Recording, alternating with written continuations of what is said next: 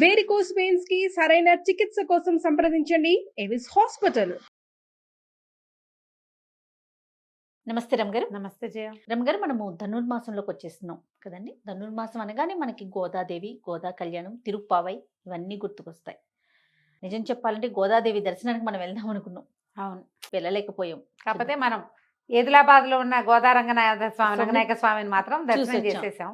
ఎంత బాగుంది కదా రమగారు. ఎంత క్యూట్ గా ఉందో, ఎంత చక్కగా ఉన్నారో, ఎంత బాగున్నారు. ఆలయ ప్రాంగణం కూడా చూడండి, అలా ప్రశాంతంగా ఉంది జయ. నేను అస్సలు ఎక్స్పెక్ట్ చేయలేదండి. మీరు అన్ని సార్లు అన్నా కూడా అంత అలా ఉంటది అనుకోలేదు. భలే ప్రశాంతంగా, నిజంగా చాలా బాగుంది. తర్వాత ఒక అక్షయ పాత్ర ఇచ్చారు, చూసారా రమగారు? మనకి అక్షింతలు వేశారు చూడండి. అది కొన్ని వందల సంవత్సరాలు, అంటే 600 సంవత్సరాల పైదేనట్టు రమ్మగారు. అవును, అంటే మనకు అప్పుడు అంత స్పష్టత ఇవ్వలేదు కాబట్టి మనం దాని గురించి మాట్లాడలేకపోయాము. అక్షింతలు వేయడానికి తీసుకొచ్చారు. అవును, నాకు తర్వాత జ్ఞాపకం వచ్చింది అయ్యా. నేను ఫస్ట్ టైం వెళ్ళినప్పుడు, రెండోసారి వెళ్ళినప్పుడు నాకు గుర్తుండి, ఇది అక్షయ పాత్రని మేము మొదట దీన్ని దేవాలయం కోసం నిధులు సేకరించినప్పుడు ఈ అక్షయ పాత్రలోనే బియ్యం అవి కూడా వేస్తారని అలా ఏదో చెప్పారు. వ్యవహారం అంతా గుర్తులేదు నాకు, కానీ నాకు ఆ రోజు చూసిన జ్ఞాపకం కూడా ఉంది. నేను అనుకున్న అక్షితలు ఇంత పెద్ద దాంట్లో ఇస్తున్నారు ఏంటబ్బా అనుకున్నా, కానీ విషయం నాకు తెలీదు. అదే వచ్చేసాక మీరు అన్నారు కదా దారిలో, అప్పుడు అనిపించింది. అవును, దాని గురించి ఏం పెద్ద వివరంగా మాట్లాడలేకపోయాం. అమ్మవారి దేవాలయం మాత్రం మహా అద్భుతం, ప్రశాంతంగా ఉంది, చాలా హాయిగా ఉంది. మరి ఇక గోదాదేవి తల్లి గురించి ఒక్కసారి మాట్లాడుకుందామంటే, ఆవిడ యొక్క విశిష్టత ఏంటి రమ్మగారు? ఆవిడ ఎక్కడ జన్మించారు? ఆవిడ ప్రయాణం ఎలా సాగింది? శ్రీరంగానికి దగ్గరలో, మరీ దగ్గర కాదు, ఒక మాదిరి దగ్గరలో ఉన్న శ్రీవిల్లిపుత్తూరులో జన్మించారు గోదాదేవి. అయితే పన్నిద్దరు ఆళ్వార్లు అని ఆళ్వార్ల గాథలు వింటుంటాం మనం. మహావిష్ణు భక్తులుగా వైష్ణవ సాంప్రదాయాన్ని ముందుకు తీసుకెళ్లిన వాళ్ళని ఆళ్వార్లు అంటారు. వీళ్ళు 12 మంది. ఆ 12 మందిలో ఒక ఆమె గోదాదేవి. ఈవిడ కూడా 11 మంది పురుషులైతే 12వ ఆవిడ ఈవిడ. అయితే ఈమె యొక్క తండ్రి అయిన విష్ణు చిత్తులు పెరియాళ్వారుగా ప్రఖ్యాతులు. పెరియాళ్వారు గారి ఔరస సంతానం కాదు గోదాదేవి. ఆయనకి తులసి వనంలో లభించిందట అమ్మ.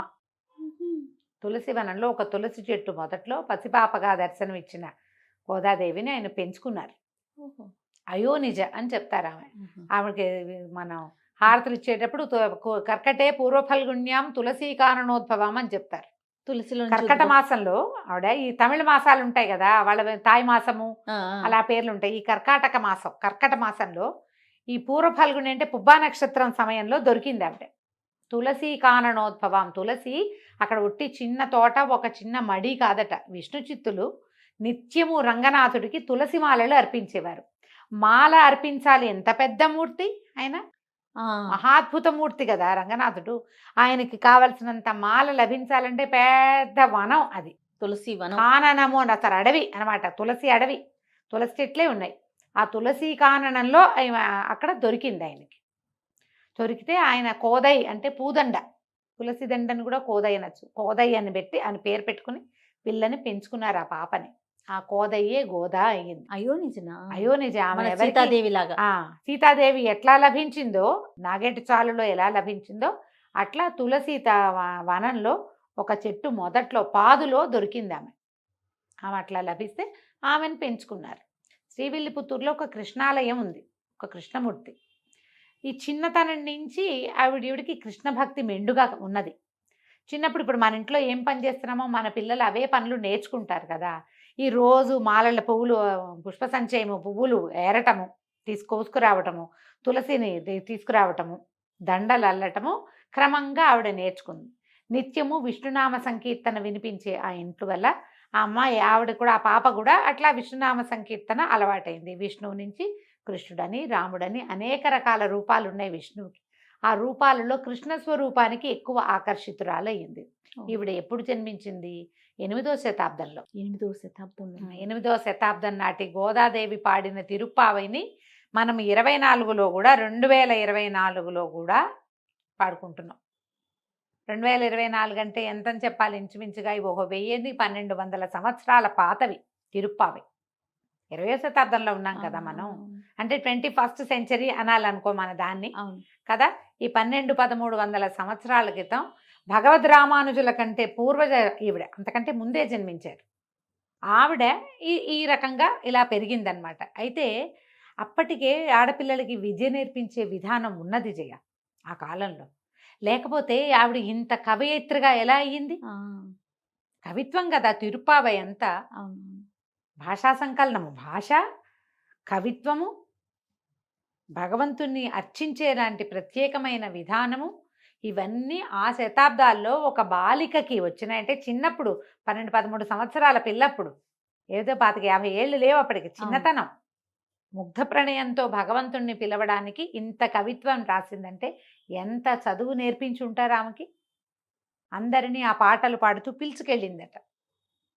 భాగవతంలో ఒక ప్రత్యేకమైన విధానాన్ని చెప్తారు. కాత్యాయని వ్రతం చేస్తారు గోపికలు అని. ఈ భాగవతం ఎప్పటిది? మన ముందు యుగం నాటిది కదా, ద్వాపర యుగం నాటిది. ఈ కాత్యాయని వ్రతం ఏంటంటే భగవంతుడినే తమకి భర్తగా కావాలని గోపికలు కోరుకుంటున్నట్టుగా అమ్మవారి విగ్రహం మట్టి ఇసక కలిపి కాత్యాయని దేవి విగ్రహం చేసి మార్గశిర మాసంలో చేశారు వాళ్ళు. ఓకే. చేసుకుని రోజు అర్చన చేసి చెరువుకి వెళ్ళటం, యమునా నదికి వెళ్ళటం, స్నానాలు చేయటం, అమ్మవారిని విగ్రహం చేసుకోవటం, ఆమెను పూజించడం యథాశక్తిగా, మళ్ళీ ఇంటికి తిరిగి వచ్చేయటం, మళ్ళీ మర్నాడు పొద్దున్నే నది స్నానం చేయటం, గోపికలందరూ కలిసి వెళ్ళి కాత్యాయని వ్రతం చేశారని స్పష్టంగా చెప్పబడి ఉంది. ఈ కాత్యాయని వ్రతం లాగానే మన గోదాదేవి కూడా శ్రీవ్రతం, శ్రీనోము అని చెప్పి ఈ ధనుర్మాసం మొదలవగానే ఈ 30 రోజులు 30 పాసురాలతోటి చెలికత్తల్ని మేల్కొల్పి కృష్ణసేవ చేసుకుందాము మనము అని చెప్పి ఈ రంగనాథుడి దేవేర్లలో ఒకరైన నీలాదేవి స్థుతి కూడా మనకు అందులో కనపడుతుంది. రోజుకొక రకంగా ఆయనని వర్ణించటము, అతనిని పూజించడం వల్ల మనకేం లభిస్తుందో చెప్పటము, ఒక్కొక్క పాసురంలోనూ ఒక్కొక్క అర్థం. దాదాపుగా 8 లైన్లు ఉన్నటువంటి 30 పాసురాలు ఆమె పాడింది. ఆమె పాడిన ఆ పాసురాలని జనం అంతా పాడుకున్నారు. అయితే ఈవిడ ప్రస్తుత గాథలోకి వస్తే ఈవిడ ఏం చేసేది, కొంచెం వ్యక్తత వచ్చిన తర్వాత స్వామివారి కోసం అల్లిన మాలను చూస్తే ఒక వ్యామోహం కలిగేది, ఆమెకు సంతోషం కలిగేది. ఆయననే తన భర్తగా భావించేది, కృష్ణ స్వరూపాన్ని. ఆ పరమానందంలో ఆ మాల ధరించి చూసుకుని తన మీద చూసుకుంటే తనలాగానే స్వామివారు ఉంటాడని. అదే అదే ఎంత వంపులు తిరిగి మాల తన మీద తిరిగి ఉందో స్వామివారి మేను మీద కూడా అది అలాగే ఉంటుంది. ఎంత అందంగా ఉంటుందోనని అద్దాలు ఉండేవి కావేమో, ఆవిడ నీళ్లలో ప్రతిబింబాన్ని చూసుకునేదట. అద్దాలు లేకపోయి ఉండొచ్చు. అయితే ఈరోజు మాలలు వెళ్ళేవి, ఈమె వేసుకునేది, ఆ మాల వెళ్ళిపోయేది. ఒకనాడు అర్చకులు చూసి దాంట్లో ఒక పొడుగాటి కేశపాసం ఉన్నదని గమనించారు, పొడుగు వెంట్రుక. ఎప్పుడైతే ఇది గమనించారో ఏదో అపరాధం జరుగుతుంది. మామూలుగా కూడా స్వామివారికి సమర్పించే మనమే ఒక వెంట్రుక వస్తే మనం తప్పుగా భావిస్తాం. అవునవును. భగవంతుడికి ప్రత్యేకంగా పవిత్రంగా సమర్పించే చోట ఎంత పరమ పవిత్రంగా పంపాలి వాటిని. అవునండి. అప్పుడు విష్ణు చిత్తులకి తెలియజేశారు. ఆయన, నేను ఇంత జాగ్రత్తగా చేస్తా, అమ్మాయి మన ఇంట్లో ఇంత శుభ్రత ఉంటుంది, వెంట్రుక ఎలా వచ్చిందని చూసుకుని తన కూతురే అది ధరిస్తోందని తెలుసుకున్నాడు ఆయన. విష్ణు చిత్తులే తెలుసుకుని అమ్మాయిని వారించబోయారు. మాలలు సమర్పించలేదట. సమర్పించకపోతే రంగనాథుడు కల్లోకి వచ్చాడట. మర్నాడు ఈమెను ధరించద్దని మంచి మాలలు పంపిస్తే ఈమె మీదకి ఇంకా రానివ్వల. ఆయనే స్వయంగా చేసుకుంటే, నాకు ఈ మాలొద్దు, నువ్వు కట్టిన మాలొద్దు, ఆ విడిచిన మాలే కావాలి నాకని అడిగాడు స్వామి. ఆ మాల ఎవరైతే ధరించారో ఆమె ధరించిన మాలే నాకు సంతోషాన్ని కలిగిస్తోంది, పరమాహ్లాదంగా ఉంది, నాకు అదే అలాంటి మాలే కావాలని ఆయన అడిగాడని చెప్తారు గాథ. అయితే ఇది జరిగిందా జరగలేదా అంటే ఆమె పాడిన 30 పాసురాలు ఇప్పటికీ ఉన్నాయి. అయితే ఆ తర్వాత ఏం జరిగింది, ఆయనకి శ్రీరంగంలో పెద్దలకి ఆయన కల్లో కనపడి విల్లిపుత్తూరుకి ఒక పల్లకి పంపమని, అక్కడి నుంచి ఒక కన్యకామణి వస్తుంది, ఆమెతో నాకు వివాహం జరిపించమని అడిగాడట. స్వప్న దర్శనం అందరికీ ఒకేసారి వచ్చింది. అయితే ఈ అమ్మాయికి వివాహ సంకల్పం చేసినప్పుడు ఆమె, నేను కృష్ణుడినే అంటే రంగనాథుడినే వివాహం చేసుకుంటానని అడిగింది. అడిగితే తండ్రి భగవంతుడిని వివాహం చేసుకోవటం ఎట్లా కుదురుతుంది అని ఆయన చాలా బాధపడుతున్నాడు. ఈ మధుర భక్తి ఆయనకు ఉన్నది అదే, ఆయన సంసారం లేదు, ఆయనే పరమభక్తుడు, భక్తాగ్రగణ్యుడు. పేరు విష్ణు చిత్తుడైతే ఆయన పెరియాళ్ళవారు అంటారు, పెద్దాళ్ళవారు. ఆయన విష్ణు భక్తులలో అగ్రగణ్యుడు. దీన్ని ఎట్లా సమాధానపరచాలో తెలియని ఒక సంకటంలో ఉన్నప్పుడు శ్రీరంగం నుంచి పల్లకి పంపించమని స్వామివారే అక్కడ కల్లో భక్తులకు ఆదేశించారు. దేవాలయ పెద్దలకు ఆదేశిస్తే అక్కడి నుంచి వచ్చిన పల్లకిలో ఈ అమ్మవారిని కూర్చోబెట్టి, ఆండాళ్ళ తల్లిని కూర్చోబెట్టి తీసుకెళ్ళారు. తీసుకువెళ్తే అక్కడ రంగనాథుడితోటి అమ్మకి వివాహం చేసి జరిపించారట. ఓహో. ఆమె గర్భగుడి దాటి లోపలికి అడుగు వేసి స్వామిలో ఐక్యమైపోయిందని చెప్తారు. ఆ తర్వాత గాథ మనం వినం, తెలీదు. ఆమె గర్భగుడిలోకి వెళ్ళి ప్రవేశించింది, స్వామిలో లీనమైపోవటం అక్కడ ఉన్న ఆ సమయంలో ఉన్న వాళ్ళందరూ దాన్ని చూశారు. అందుకని విష్ణు చిత్తుల్ని రంగనాథుల మామగారుగా చెప్తారు. చాలా ఖచ్చితంగా ఇది జరిగిందనే ఐతిహ్యం, మన కథ అట్లాగే చెప్పుకుంటాం. అయితే ఈవిడ ఏం చేశారు, నాచియార్ తిరుమలని ఇంకొక కావ్యం కూడా రాశారు ఈవిడ. అది పాడుకుంటారు ద్రావిడ గ్రంథాల్లో, ప్రబంధాల్లో అది కూడా ఉంది. ఈ ప్రత్యేకంగా ఈ 30 రోజులు ఇది పాడటమే మనకి విశేషంగా కనపడుతుంది. అందరూ పాడుకోవచ్చు, దీనికి కుల విచక్షణ లేదు. ఓకే, ఎవరైనా నేర్చుకోవచ్చు, ఎవరైనా చదువుకోవచ్చు, పాడుకోవచ్చు. ఎలాగంటే శ్రీ వైష్ణవ మతానికి కూడా కులగణన లేదు. ఏ కులం వారైనా వైష్ణవ మతం తీసుకోవచ్చు. ఎందుకంటే ఈ ఆళ్వార్లలో అన్ని కులాల వాళ్ళు ఉన్నారు. ఒట్టిగా జంధ్యం ధరించిన వాళ్లే కాదు, నిమ్నచ కులాల వాళ్ళు కూడా ఉన్నారు ఆళ్వార్లలో. వాళ్ళందరినీ గౌరవిస్తారు. దేవాలయాల విష్ణువాలయాల్లో నువ్వు గమనించు, పన్నిద్దరు ఆళ్వార్లు అని ఆళ్వార్ల విగ్రహాలు కనపడతాయి. వాళ్ళందరికీ ఆళ్వార్ తిరువడిగలే శరణమని ఆళ్వార్లని మొదట మొక్కి తర్వాత భగవంతుడిని మొక్కాలి. వారిని చూశాక వీళ్ళని చూడాలి తప్పకుండా.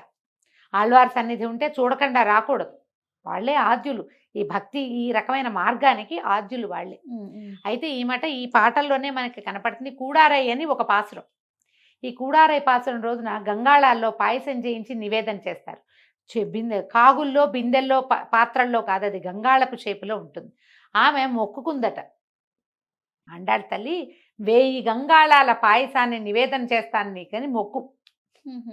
అయితే ఆ మొక్కు తీరకముందే ఈ 30 పాసురాలు అవగానే ఆమె రంగనాథుల్లో గోదా కళ్యాణం రోజున లీనమైపోయింది. ఆమె మొక్కు అలాగే ఉండిపోయింది. ఆమె తర్వాత 200 సంవత్సరాల తర్వాత జన్మించిన భగవద్ రామానుజులు ఆ మొక్కు తీర్చారు. 1000 గంగాళాలతో పాయసం చేయించి నివేదన చేశారు స్వామికి. అందుకని ఇప్పటికీ కూడా కూడారై అని కూడారై పాసురం రోజున తప్పకుండా దేవాలయాల్లో కూడా కనపడుతుంది. చాలా మంది వైష్ణవులు ఇళ్లలో చిన్న గంగాళం చేయించి పెట్టుకుంటారు. వెండిదో ఇతడిదో వాళ్ళ శక్తిని ప్రకారం దాని నిండా పాయసం పోసి నివేదన చేస్తారు. కూడారై ఇది ప్రత్యేకంగా తెలుసు అందరికీ. తర్వాత గోదా కళ్యాణం జరిపిస్తారు. ఆ 30వ రోజున గోదా కళ్యాణాన్ని జరిపించడం. అది ముందు ఇంచుమించుగా ఎప్పుడు చేస్తారు, మన భోగి పండుగ రోజున చేసేస్తారు. విశేషమైన పాసురము జరిపిస్తారు, ఈ గోదా కళ్యాణము చేయిస్తారు. అమ్మ ఈ గోదాదేవి ఆయనలో ఆ రోజు లీనమైపోయిందని కథ చెప్తారు. ఈ గోదాదేవి కళ్యాణం కూడా ఇప్పుడు మనకి ఏటా శ్రీరంగంలో కూడా అలాగే చేస్తారు. అయితే ఇంకా ప్రత్యేకతలు ఏంటంటే, ఈ 30 రోజుల పాటు తిరుమలలో మలయప్ప స్వామివారు చిలుకని ధరించి ఊరేగుతారు. తిరుమాడ వీధుల్లో ఊరేగుతారు. తర్వాత ఈ 30 రోజులు సుప్రభాతానికి బదులుగా తిరుప్పావయ్యే స్వామివారికి వినిపిస్తారు. ఇట్లా ప్రత్యేకంగా జరుగుతుందన్నమాట. అయితే ఈ రంగనాథుడు కళ్యాణాలు చాలా విశేషంగా కనబడతాయి. అవకాశం ఉండి మనం వెళ్ళగలిగితే ఎప్పుడో శ్రీరంగం వెళ్ళి తప్పకుండా స్వామివారికి జరిగే సేవాకాలాలని మన శక్తి మేరకి మనకి చేతనైనంత ఎప్పటికీ ప్రాప్తి ఉందో చూపిస్తే బాగుంటుంది. అయితే ఇప్పటికీ కూడా శ్రీవిల్లిపుత్తూరులో ఒక దేవాలయం కట్టారు. అప్పుడున్న కృష్ణ ఆలయం ఉంది కదా, ఆ శ్రీవిల్లిపుత్తూరులో గోదాదేవి, శ్రీకృష్ణుడు, రంగనాథ స్వామి రంగనాయకుడుగా కనపడతాడు. పక్కన మనకి పెరియాళ్వారు ఉన్నట్టుగా సన్నిధి దర్శనమిస్తుంది. మనం అదే సన్నిధిని మొన్న మనం ఎదులాబాద్లో చూసాం. అలాంటి దర్శనమే ఇచ్చేలాగా ఆళ్వార్లు కూడా పక్కనే, పెరియాళ్వార్లు కూడా కన్యాదానం చేసిన పెరియాళ్వారు కూడా పక్కనే నిలబడి ఉన్నట్టుగా మనకి దర్శనం. మామగారితో కలిసి ఉన్నారు అంతే కదండి. ఇవి శ్రీవిల్లిపుత్తూరులో అలాగే కనపడుతుంది. ఈ ఎవరైతే శ్రీరంగం దర్శనం చేయడానికి వెళ్తారో వాళ్ళందరూ తప్పకుండా శ్రీవిల్లిపుత్తూరుని కూడా చూడాలని చెప్తారు. తొలుత ఏ స్వరూపానైతే గోదాదేవి అర్చించి ప్రేమించిందో ఆ కృష్ణ స్వరూపం అక్కడ ఉన్నది. గోదాదేవి ఏదో దీంట్లో కొంచెం ముందు వెనకలు పాట భేదాలు, చిన్న చిన్న వాక్యాలు తేడాలు ఉంటాయమ్మా. ఎటుపోయి ఎటు వచ్చినా గోదాదేవి సారాంశం అయితే ఇదే. విష్ణు చిత్తుల వారి పుత్రిక. ఆమె అయోనిజ, తులసీవనంలో దొరికింది. రైట్. పాసురాలు వాడింది. ఆవిడ చెప్పినటువంటి ద్రవిడ ప్రబంధమైన తిరుప్పావైని ఈ 30 రోజులు శ్రీ వైష్ణవులందరూ చెప్పుకుంటారు. అదేది రాని వాళ్ళు చక్కగా తెల్లవారుసామున చేసేటువంటి ప్రసాదం పుచ్చుకుంటారు. ఏంటంటే తిరుప్పావై వేద సమానమైనది, వేద మంత్రాలు ఉచ్చారణ ఎప్పుడు చేయాలి? తెల్లవారుజామున పొద్దున్నే సూర్యోదయానికంటే ముందే ముందు. మొదలు పెట్టాలి. అందుకని తిరుపావైని కూడా ఈ తెల్లవారుజాము కంటే ముందే పొద్దున్నేనే చేయాలంటారు. సాయంకాలంలో తిరుపావై అనుసంధానం చెయ్యరు ఎవరు. అవును. అది అనుసంధానం చేయవలసింది తెల్లవారుజామున. ఈ 30 రోజులు తిరుపావైని అనుసంధానం చేసుకునే వాళ్ళు, అవకాశం ఉన్నవాళ్ళు, చేతొచ్చిన వాళ్ళు, ఆ సంప్రదాయంలో ఉన్నవాళ్ళు దాన్ని అనుసంధానం చేసుకుంటారు. లేదా కనీసం దేవాలయాలకు వెళ్ళి దర్శనం చేసుకుని తీర్థము ప్రసాదము పుచ్చుకుంటారు. ఎవరి అవకాశం ఉంటే వాళ్ళు విష్ణువాలయాలన్నిట్లలోనూ చక్కటి చక్కెర పొంగలి, చక్కటి వెణ్పొంగలి, దధ్యోదనము ఇలాంటివి తయారు చేస్తారు. స్వామివారికి నివేదన చేస్తారు. కూడారై పాయసం దొరికే అవకాశం ఉన్నవాళ్ళు అదృష్టం. మరీ అదృష్టవంతులు. నమస్తే. నమస్తే జీ.